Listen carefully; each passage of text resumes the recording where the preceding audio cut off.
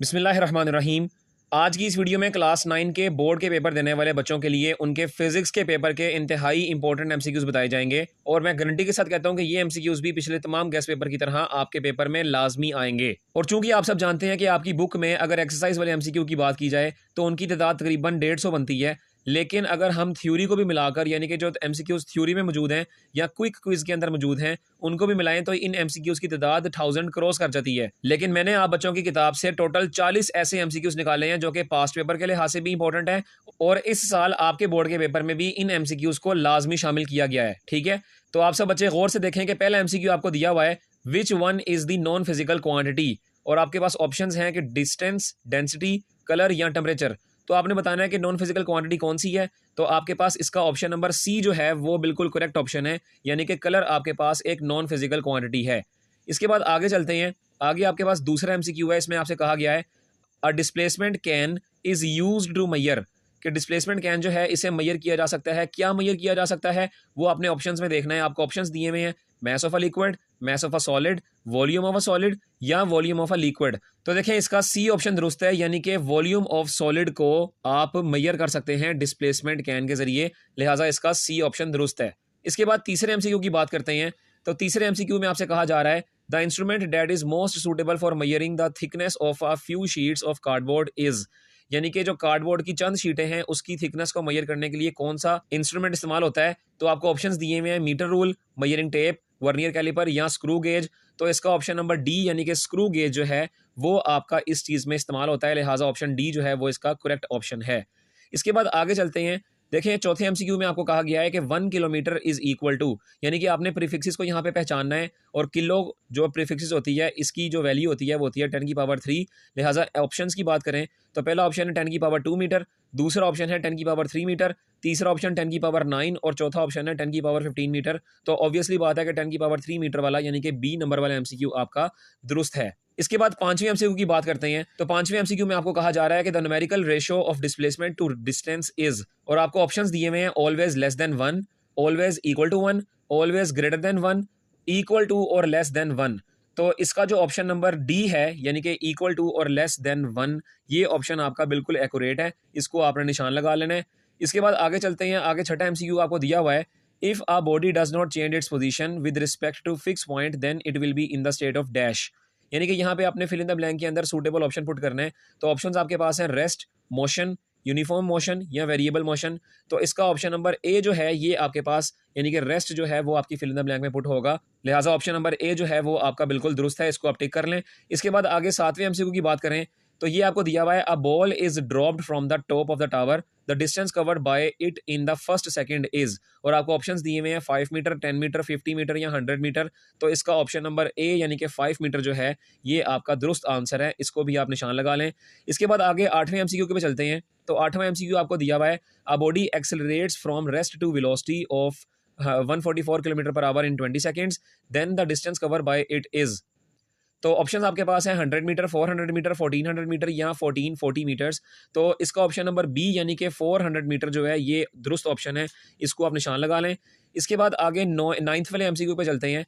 ये आपको दिया हुआ है the area under the speed time graph is numerically equal to, और आपके ऑप्शन आपको दिए हुए हैं वेलोसिटी, यूनिफॉर्म वेलोसिटी, एक्सेलरेशन या डिस्टेंस कवर्ड। तो देखें area under speed time graph की जो न्यूमेरिकली वैल्यू होती है वो आपके डिस्टेंस कवर्ड के बराबर होती है, लिहाजा इसका नाइन्थ का डी ऑप्शन यानी कि डिस्टेंस कवर्ड ये एक्यूरेट ऑप्शन है, इसको टिक कर लें।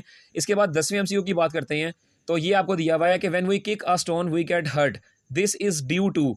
तो ऑप्शन आपके पास है, यानी कि आपको कहा जा रहा है कि जब हम किसी पत्थर को टकराते हैं या पत्थर को किक करते हैं तो उससे हमें जो दर्द होता है ये किस चीज़ की एग्जांपल है। तो ऑप्शंस में आपको कहा जा रहा है कि क्या ये इनर्शिया है, दूसरे नंबर बताया क्या ये वेलोसिटी है, तीसरे नंबर पे कह रहा है कि क्या ये मोमेंटम है, और चौथे पे बता रहा है कि क्या ये रिएक्शन है। तो बिल्कुल ये रिएक्शन है, यानी कि डी ऑप्शन है ये आपका न्यूटन थर्ड लॉ यहाँ पे लगता है, तो लिहाजा इसका डी ऑप्शन जो है ये आपका एक्यूरेट आंसर है। इसके बाद 11वें एमसीक्यू की बात करें तो यहाँ पर आपको कहता है कि which of the following is a non contact force, और आगे ऑप्शन आपको दिए हुए हैं friction, resistance of air, electrostatic force या टेंशन इन स्ट्रिंग। तो देखें आपके पास जो नॉन कॉन्टैक्ट फोर्स है वो होती है इलेक्ट्रोस्टैटिक फोर्स, लिहाजा 11वें का सी ऑप्शन जो है वो बिल्कुल एक्यूरेट है, इसको आप निशान लगा लें। इसके बाद 12वें एमसीक्यू की बात करें तो यहाँ पे आपको कहा गया है कि conservation of linear momentum is equivalent to, ये इंतहाई इंपॉर्टेंट एमसीक्यू है क्योंकि ये बोर्ड के पेपर में पिछली दफ़ा भी काफ़ी दफ़ा आया हुआ है और इस दफ़ा मॉक एग्जाम्स में और प्री बोर्ड वगैरह में भी ये एमसीक्यू काफ़ी दफ़ा आया हुआ है। लिहाजा इसके ऑप्शन आपको दिए हुए हैं Newton first law of motion, Newton second law of motion, Newton third law of motion या नन ऑफ देम। तो देखें भाई, कंजर्वेशन ऑफ लीनियर मोमेंटम जो है ये Newton third law of motion के इक्विवेलेंट होता है।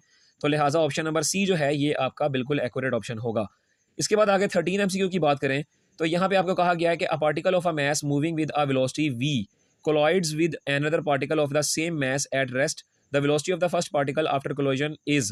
देखें यहाँ पे आपने ऑप्शंस आपको दिए हुए हैं v माइनस वी, जीरो या -1/2। तो इसका ऑप्शन जो है वो जीरो है क्योंकि law of conservation of momentum के जरिए इसको देखा जाए तो यहाँ पर आपकी जो वैल्यू बन रही है वो जीरो ही बन रही है। लिहाजा यहाँ पर आपका ऑप्शन सी जो है वो बिल्कुल एक्यूरेट ऑप्शन होगा। इसके बाद आगे 14 एमसीक्यू की बात करें तो ये आपको दिया हुआ है in stable equilibrium the centre of gravity of a body lies. तो इसके ऑप्शन आपको दिए हुए हैं at the highest point, at the lowest point, at any point या आउटसाइड द बॉडी। तो देखें भाई, स्टेबल इक्विलिब्रियम के अंदर जो सेंटर ऑफ ग्रेविटी होता है वो आपका एट द लोएस्ट पॉइंट के ऊपर होता है। लिहाजा इसका बी ऑप्शन जो है एट द लोएस्ट पॉइंट, इसको आप निशान लगा लें, ये इसका एक्यूरेट आंसर है। इसके बाद आगे 15वें एमसीक्यू की बात करें तो ये आपको कहता है जी movement of force is called. देखें, मूवमेंट ऑफ फोर्स को क्या नाम दिया जाता है? आप सब अच्छी तरह जानते हैं कि मूवमेंट ऑफ फोर्स को टॉर्क का नाम दिया जाता है। लिहाजा डी ऑप्शन जो है ये आपका करेक्ट ऑप्शन है, इसको निशान लगा लें। इसके बाद आगे सेंट्रीपिटल फोर्स की बात कर रहा है कि centripetal force is given by. देखें यहाँ पे सिंपली आपसे सेंट्रीपिटल फोर्स का फॉर्मूला पूछ रहा है। तो पहला ऑप्शन है आर मल्टीप्लाई एफ, दूसरा ऑप्शन है आर एफ कोस 90, तीसरा ऑप्शन है M V square over R और चौथा ऑप्शन है एम वी ओवर आर। तो देखें इसका जो ऑप्शन नंबर सी है यानी कि M V square divided by R, ये आपके पास सेंट्रीपिटल फोर्स का फॉर्मूला होता है। लिहाजा इसका सी ऑप्शन एक्यूरेट ऑप्शन होगा। इसके बाद 17th एमसीक्यू की बात करें तो ये आपको दिया हुआ है the SI unit of power is. देखिए, पावर का आपने ऐसे यूनिट बताना है और ऑप्शंस आपके पास हैं जाउल, न्यूटन, वॉट या सेकंड। तो आप सब जानते हैं कि वॉट जो होता है ये ऐसे यूनिट होता है पावर का। लिहाजा 17th का ऑप्शन नंबर सी जो है एक्यूरेट ऑप्शन होगा।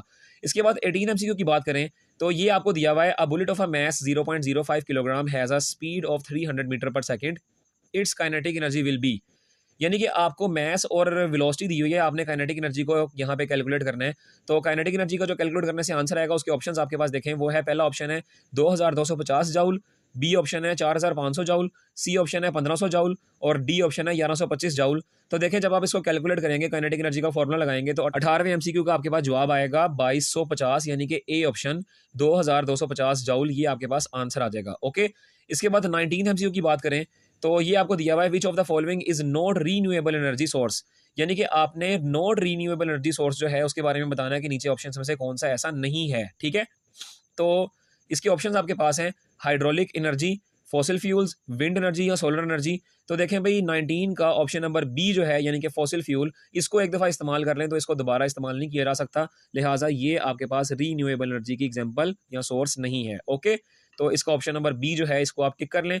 इसके बाद 20वें एमसीक्यू की बात करें तो ये आपको दिया हुआ है if a car doubles its speed it's kinetic energy will B. देखें, यहाँ पर आपको कहा जा रहा है कि एक गाड़ी अगर अपनी स्पीड डबल करे तो उसकी काइनेटिक एनर्जी पे क्या असर पड़ेगा। और ऑप्शंस आपके पास हैं same, doubled, increased to 3 times या इंक्रीज्ड टू 4 टाइम्स। तो देखें, इसका ऑप्शन नंबर डी जो है वो करेक्ट ऑप्शन है क्योंकि काइनेटिक एनर्जी का फॉर्मूला जो होता है उसमें वेलोसिटी का स्क्वायर हो रहा है। तो जब हम किसी भी चीज़ का स्क्वायर लेंगे तो आंसर उसका 4 गुना हो जाएगा। ओके, इसके बाद 21वें एमसीक्यू की बात करें तो ये आपको दिया हुआ है the principle of hydraulic press is based on.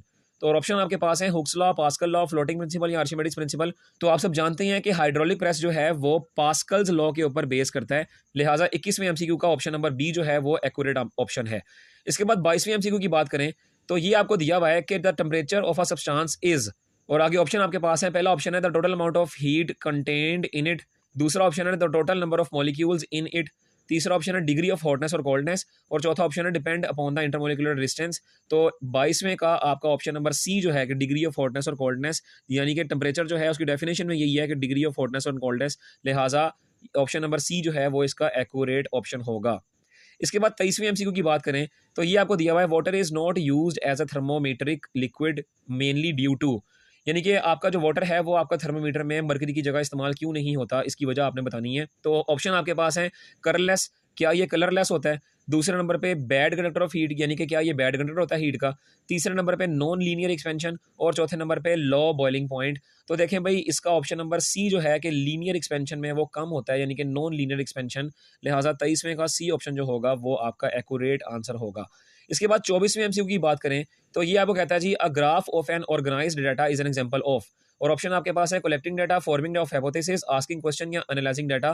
तो 24वें का ऑप्शन जो डी है यानी कि एनालाइजिंग डाटा, ये आपके पास क्या होगा, आपका एक्यूरेट ऑप्शन होगा, लिहाजा इसको टिक कर लें। इसके बाद आगे आपके पास कहता है what is the ultimate truth of the scientific method, निहायत इंपॉर्टेंट एमसीक्यू है, लिहाजा इसके ऑप्शन आपको दिए हुए हैं हाइपोथेसिस, एक्सपेरिमेंटेशन, थ्योरी या लॉ। तो देखें 25वें का आंसर आपके पास है लॉ, क्योंकि लॉ जो होता है ये आपका तभी मार्ज वजूद में आता है जब कोई चीज़ अल्टीमेट ट्रूथ होकर प्रूफ हो चुकी होती है, लिहाजा 25वें का आपका डी ऑप्शन जो है लॉ, ये आपका एक्यूरेट आंसर होगा। इसके बाद 26वें एमसीक्यू की बात करें तो ये आपको कहा जा रहा है इसमें कि which of the following are methods of investigation, यानी कि आपने मेथड ऑफ इन्वेस्टिगेशन के बताने हैं कि इनमें से कौन सा मेथड ऑफ इन्वेस्टिगेशन है। तो ऑप्शन दिए हुए हैं ऑब्जर्वेशन, एक्सपेरिमेंटेशन, रिसर्च या ऑल ऑफ दीज। तो 26वें का जाहिर सी बात है कि सारे के सारे जो मेथड्स हैं वो एक्सपेरिमेंटेशन के इन्वेस्टिगेशन करने के लिए ही होते हैं, लिहाजा ये सब ऑल ऑफ दीज, यानी कि डी ऑप्शन जो होगा वो इसका एक्यूरेट आंसर होगा। इसके बाद 27वें एमसीक्यू की बात करें तो ये आपको दिया हुआ है, इसमें आपको कहा गया है कि the SI unit of speed is, यानी कि आपने स्पीड का एसआई यूनिट बताना है। तो आपको ऑप्शन दिए हुए हैं मीटर डिवाइडेड बाय एस की पावर 2, मीटर एस, मीटर पर एस यानी कि मीटर पर सेकंड, या मीटर स्क्वायर सेकंड। तो इसका ऑप्शन नंबर सी जो है मीटर पर सेकंड, ये आपका जो एक्यूरेट ऑप्शन होगा, लिहाजा सी ऑप्शन जो है वो आपका दुरुस्त आंसर है आपके अकॉर्डिंग एमसीक्यूज के। ओके, इसके बाद 28वें एमसीक्यू की बात करें तो इसमें आपको कहा गया है which one of the following is not a magnetic material, यानी कि इनमें से आपका कौन सा ऐसा मटेरियल है जो कि मकनातीसी कुव्वत को फरोग नहीं देता। तो ऑप्शन नंबर ए है कोबाल्ट, ऑप्शन नंबर बी है एल्यूमिनियम, ऑप्शन नंबर सी है आयरन, और ऑप्शन नंबर डी है निकल। तो देखें एल्यूमिनियम जो है ये आपका मकनातीसी कुव्वत को फोकियत फराहम नहीं करता, लिहाजा एल्यूमिनियम आपका बी ऑप्शन जो है वो आपका दुरुस्त होगा। इसके बाद 29 एमसीक्यू की बात करें तो इसमें आपको कहा गया है a common method used to magnetise a material is, यानी कि आपने वो मटेरियल बताना है जिसको कॉमन तरीके से मैग्नेटाइज करने के लिए मटेरियल को इस्तेमाल किया जाता है। तो ऑप्शन आपके पास है स्ट्रोकिंग, हिटिंग, हीटिंग या placing inside a solenoid having AC. तो जाहिर सी बात है आपकी बुक में पहला वाला जो मेथड है वो स्ट्रोकिंग ही है, लिहाजा ए ऑप्शन स्ट्रोकिंग जो होगा वो आपका एक्यूरेट आंसर हो जाएगा। इसके आगे आपके पास एमसीक्यू आ रहा है the SI unit of pascal is, देखें पास्कल जो है इसका ऐसा यूनिट आपने बताना है, और लिहाजा इंतहाई इंपॉर्टेंट ये एमसीक्यू है, बहुत बार पेपर में भी आया हुआ है।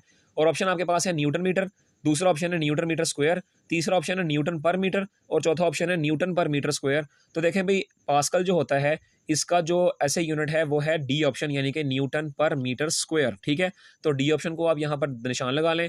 इसके बाद 31st एमसीक्यू आपके पास है how many average power what does a washing machine gain, यानी कि आपकी जो एक वॉशिंग मशीन होती है घरेलू वॉशिंग मशीन, ये कितने वॉट लेती है, एवरेज आपने बताना है। तो ये आपकी बुक में डब्बा बना हुआ है, उसके अंदर से एमसीक्यू आया है। यहाँ पे ऑप्शन आपके पास है 200, 250, 300 या 350। तो देखें आपकी बुक में जो डब्बा बना हुआ है उसमें बताया गया है कि वॉशिंग मशीन जो होती है वो आपके 250 वॉट लेती है, लिहाजा 31st एमसीक्यू का ऑप्शन नंबर बी यानी कि 250 जो है उसको आप एक्यूरेट निशान लगा लें, ये आपके पास बिल्कुल दुरुस्त है।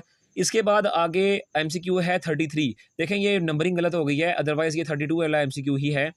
तो बहरहाल आपके पास ये जो एमसीक्यू है इसमें आपको कहा गया है कि one disadvantage of using alcohol in liquid in glass is, देखें आपको कहा जा रहा है कि थर्मोमीटर के अंदर अल्कोहल को इस्तेमाल करने का एक डिसएडवांटेज जो नीचे ऑप्शन दिए हुए हैं वो उनमें से आपने बताना है। ऑप्शन आपके पास है इट हैज़ लार्ज एक्सपेंसिवली, दूसरा ऑप्शन है it has low freezing point, तीसरा ऑप्शन है it wets the glass tube, और चौथा ऑप्शन है इट्स एक्सपेंशन इज लीनियर। तो देखें इसका जो ऑप्शन नंबर आपके पास सी है यानी कि it wets the glass tube, ये आपके पास एक्यूरेट ऑप्शन है। ठीक है, ये तो इसके बाद 34वें एमसीक्यू की बात करें तो ये आपको दिया हुआ है physics is the branch of dash. तो देखें फिजिक्स के बारे में पूछा जा रहा है कि फिजिक्स आपकी इन नीचे दिए गए ऑप्शंस में से किसकी ब्रांच है। ऑप्शन आपके पास है सोशल साइंसेज, दूसरा ऑप्शन है लाइफ साइंस, तीसरा ऑप्शन है फिजिकल साइंस, और चौथा ऑप्शन है बायोलॉजिकल साइंस। तो आपका ऑप्शन नंबर सी जो है यानी कि फिजिकल साइंस, ये आपका एक्यूरेट ऑप्शन है, इसको आप निशान लगा लें। इसके बाद आगे 35वां एमसीक्यू आपके पास मौजूद है automobile technology is based on, यानी कि आपका जो ऑटोमोबाइल टेक्नोलॉजी है वो किस बुनियाद पर बेस करती है। तो पहला ऑप्शन है एकॉस्टिक, दूसरा ऑप्शन है इलेक्ट्रोमैग्नेटिज्म, तीसरा ऑप्शन है ऑप्टिक्स और चौथा ऑप्शन है थर्मोडायनेमिक्स। तो देखें यहाँ पे डी ऑप्शन जो थर्मोडायनेमिक्स है ये आपका यहाँ पे इसका एक्यूरेट और एग्जैक्ट आंसर है, लिहाजा डी ऑप्शन जो होगा इसको आप निशान लगा लें। इसके बाद 36वां एमसीक्यू आपके पास है, sir Isaac Newton was born in, और ऑप्शन आपके पास हैं वेनेजुएला, लग्जमबर्ग, लिंकॉलनशिर और रोम। तो आपके पास ये जो सी ऑप्शन है लिंकॉलनशिर, ये इसका एक्यूरेट ऑप्शन है कि जो आइजैक न्यूटन है वो ऑप्शन नंबर सी वाले लिंकॉलनशिर में पैदा हुआ था। उसके बाद आगे चलें, 37वें एमसीक्यू की बात करें तो ये आपको कहता है जी, to determine a force from its perpendicular components the relation F X की पावर 2 प्लस एफ वाई की पावर 2 इक्वल टू। देखें वो आपके पास जो रेजोल्यूशन कंपोनेंट्स थे उसके अंदर ये रिलेशन मौजूद है और ये रिलेशन जो है ये एफ की पावर 2 के बराबर है, लिहाजा इसका ऑप्शन नंबर बी जो है वो दुरुस्त कर लें। ऑप्शन नंबर बी जो है इसका एक्यूरेट ऑप्शन है। ओके, इसके बाद 38 वाले एमसीक्यू की बात करें तो यहाँ पर आपको कहा गया है कि 1 जाउल इज इक्वल टू, यानी कि आपने बताना है कि 1 जाउल किसके बराबर होता है, और ऑप्शन आपके पास है एन एम यानी कि न्यूटन मीटर, दूसरा ऑप्शन है एन एम की पावर 2 यानी कि न्यूटन मीटर स्क्वायर, तीसरा ऑप्शन है एन ओवर एम यानी कि न्यूटन पर मीटर, और चौथा ऑप्शन है नन ऑफ देम। तो देखें आप सब जानते हैं कि जाउल जो होता है वो पहला ऑप्शन न्यूटन मीटर इसके बराबर होता है, लिहाजा पहला ऑप्शन को आप दुरुस्त कर लें। इसके बाद 39 एमसीक्यू की बात करें तो ये आपको दिया हुआ है, इसमें आपको कहा जा रहा है कि a machine with its output equal to input is called, यानी कि ऐसी मशीन जिसकी आउटपुट और इनपुट बराबर हो उसको क्या कहते हैं। तो ऑप्शन आपके पास है heat engine, ideal machine, Carnot engine या नन ऑफ देम। तो देखें बच्चों, ऐसी कोई भी आज तक मशीन या कोई भी इंजन ऐसा पैदा नहीं हुआ कि जो 100% एक्यूरेसी देता हो, लिहाजा अगर किसी मशीन की कहा जा रही है कि उसकी आउटपुट भी बराबर और उसकी इनपुट भी बराबर है, लिहाजा इस चीज़ को हम वैलिड प्रूफ नहीं करेंगे क्योंकि ऐसी चीज़ पॉसिबल ही नहीं है। ये एक आइडियल केस है, लिहाजा इस चीज़ को भी आइडियल मशीन कहेंगे, लिहाजा इसका बी ऑप्शन जो है वो एक्यूरेट ऑप्शन है। इसके बाद 40 वाले एमसीक्यू की बात करें, ये आखिरी एमसीक्यू है हमारी इस वीडियो का। इसमें आपको कहा जा रहा है कि which of the following is not a scalar quantity, के नीचे दिए गए ऑप्शंस में से कौन सा स्केलर क्वांटिटी नहीं है। ये निहायत इंपॉर्टेंट एमसीक्यू है, आपके पेपर में कई दफ़ा पास्ट पेपर में भी आ चुका है और आपको इस साल भी पेपर में आएगा। तो ऑप्शन आपके पास है एक्सेलरेशन, टाइम, स्पीड या लेंथ। तो देखें बच्चों, ए ऑप्शन यानी कि एक्सेलरेशन जो है ये आपके पास स्केलर क्वांटिटी नहीं है। इसके अलावा टाइम, स्पीड और लेंथ जो है ये ओवरऑल तीनों स्केलर क्वांटिटीज़ हैं, सिर्फ एक्सेलरेशन जो है वो एक वेक्टर क्वांटिटी है। लिहाजा ये 40 एमसीक्यूज़ जो हैं ये आपके पेपर में आने ही आने हैं। आप सब बच्चे इसको रट लें, इसको समझ के पढ़ें, जैसे मर्जी करें, इनको आपने अच्छी तरह याद करना है। इंशाल्लाह आपके पंजाब के जो 5 बोर्ड्स में आपको बताता रहता हूँ, उन 5 बोर्ड्स में ये एमसीक्यूज़ आएंगे ही आएंगे, इसको आप गारंटी के थ्रू ले लें। लिहाजा इसकी अच्छी सी तैयारी करें, अल्लाह ताला आपको आपके इम्तिहानात में कामयाब करे। कमेंट्स में आमीन लिखकर इस दुआए खैर का हिस्सा बने और हमारे यूट्यूब चैनल अज़ीम एजुकेशन एचडी को सब्सक्राइब करते हुए बेल आइकन को लाजमी प्रेस कर लें ताकि हमारी अगली आने वाली इंपॉर्टेंट गेस्ट वीडियोज़ आप सब तक सबसे पहले पहुँच जाएँ। अल्लाह हाफिज़।